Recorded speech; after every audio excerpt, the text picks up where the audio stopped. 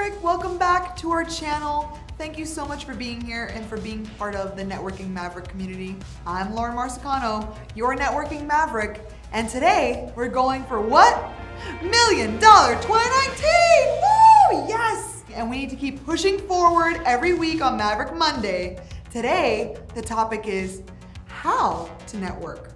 A lot of people ask it. We're all talking about networking and going to events, but what are the strategies on how to network once you arrive? You're in luck because today we're counting down the top 5 ways you can network more effectively at those events. Number 5, be present and smile. You never know whose day you're gonna change by lighting it up with a smile, but you're also gonna be more approachable. Just think about it. Who are you gonna wanna talk to? Grumpy, introverted person that's looking down, maybe at their phone, not communicating with anyone? Or the person that's open and engaged, smiling, maybe sipping a cocktail? So be that person, be the smiler, don't be the one on the wall. And you wanna be present with that person. In fact, I try to actively go after the person that's kind of on the wall and not smiling because, hey, they showed up to this event for a reason, and I'm gonna make sure that they connect with someone because I know that that needs to be a goal for them. So be present.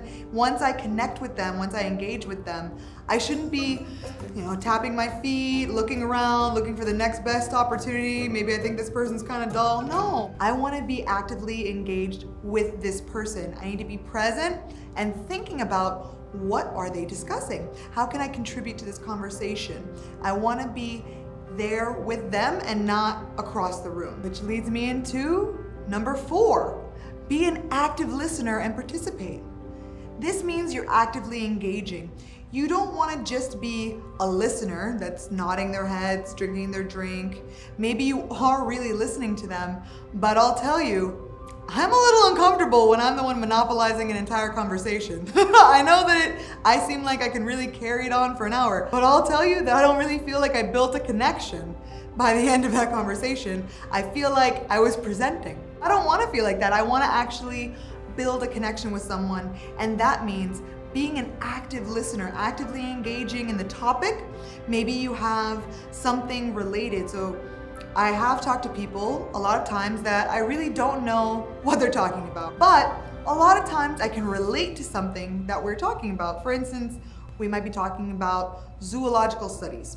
Well, I might bring up, oh, my friend actually started a nonprofit recently called Reclaimed Earth. Have you heard of it? So I'll try to gear it more toward something that I know a little bit more about and that we can discuss, but it shows them that I'm actively listening to the topic at hand. I'm not just throwing in a random Hail Mary about a sport like, hey, so did you see the local sports team on the news the other night? Like, no. It really doesn't show the other person that I'm actively engaging in the discussion right now. And that's so important for building these relationships. You want to find that commonality up front. And that goes right into strategy 3, which is find commonalities early on and avoid arguments. I think it should be common sense that you want to build a relationship and it's probably not going to be built off of an argument. Now, I'm not judging your relationships or anything, but I can tell you that my longest lasting relationships didn't start from an argument, even though we can all have differing opinions and we can openly discuss them later once we have a solid foundation of friendship. But early on in a conversation, I want to establish a commonality. For instance, the event you're at. It's a commonality that everyone has up front because you all RSVP to this event and you're here. Ask them how they heard about it. Do they know the host or a panelist? What's their interest in this topic?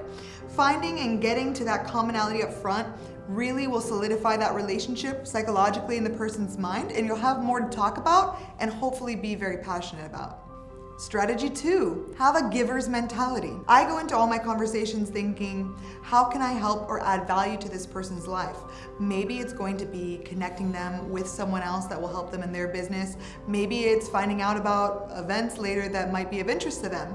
But my mentality is always, when I'm actively engaging, I also have this part of my brain thinking, how am I going to be able to help this person grow? How am I going to give to them so that I can add value to everyone around me?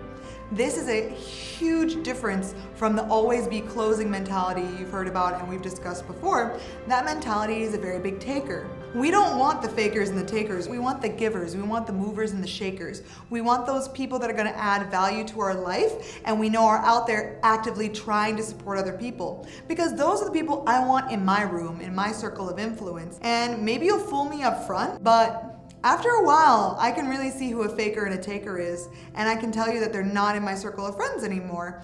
Honestly, that's always something that bothers me a little bit when I am trying to give, and I come across these fakers and takers. I think it harms networking overall, but you gotta keep that positive mindset, that PMA. You're doing this for a reason, and it's to help other people and add value to everyone around you so that we can all be winners. The number one strategy on how to network and how to build those relationships is be authentic, be genuine. You've probably heard me say it a lot. Authenticity is the key to building those lasting relationships. I know a lot of people have commented that it doesn't come naturally to them to be outgoing at events. Let me tell you, it doesn't come naturally to me either. This personality that you see before you on camera is a facet of my personality. I like to think of each person like a diamond.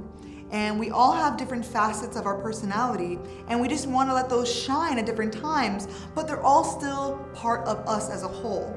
That's how you need to really be thinking about your personalities that you let shine at different events. For instance, I don't know many lawyers that will sing in a courtroom. I don't.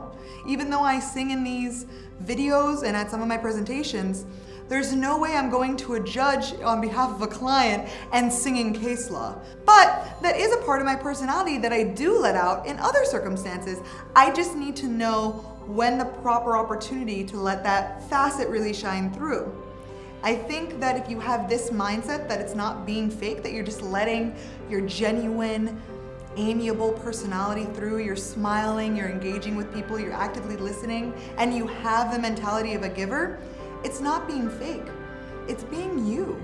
It's just a very specific part of you that you're letting out in this moment. And we all want to be winners, and if your attitude is to help someone else win, what's the problem with smiling and engaging with them for 5 to 10 minutes? You really want to be genuine and authentic and smiling and engaging with people because it helps you to farm and to cultivate those relationships that you can reap for years and years to come. And that's it. Those are the top 5 ways on how you can network more effectively at the next event. And I hope you've been actively listening because now I'm going to issue you a challenge. Ooh, yes. Comment below on a time that you gave at a networking event without any intention of receiving, but it came back to you and helped out your business. We want to know because maybe we can all learn from that. Thank you so much for being here with us today and being a part of the Networking Maverick community. Woo, woo, woo! Yes! Don't forget to ring that bell, subscribe below. We want to get you all that information and you want to be notified on the next time we upload so that it can add value to your networking. Don't forget to go to networkingmaverick.com. If you think you have what it takes to be a maven, fill out on the Be Featured tab the Networking Mavens questionnaire. Once you send that in, we'll review it. I'll let you know if we're going to feature you on a blog, maybe the monthly newsletter that you can also sign up for at networkingmaverick.com. And if we think you do have what it takes to be a networking maven, we'll be reaching out to you to set up a live video with me, the Networking Maverick, because we want you to add value to the entire community as a networking maven. That's what we're all about, lifting each other up and adding value to the entire community. Thank you so much for being here with me today. Networking Maverick out. Happy connecting.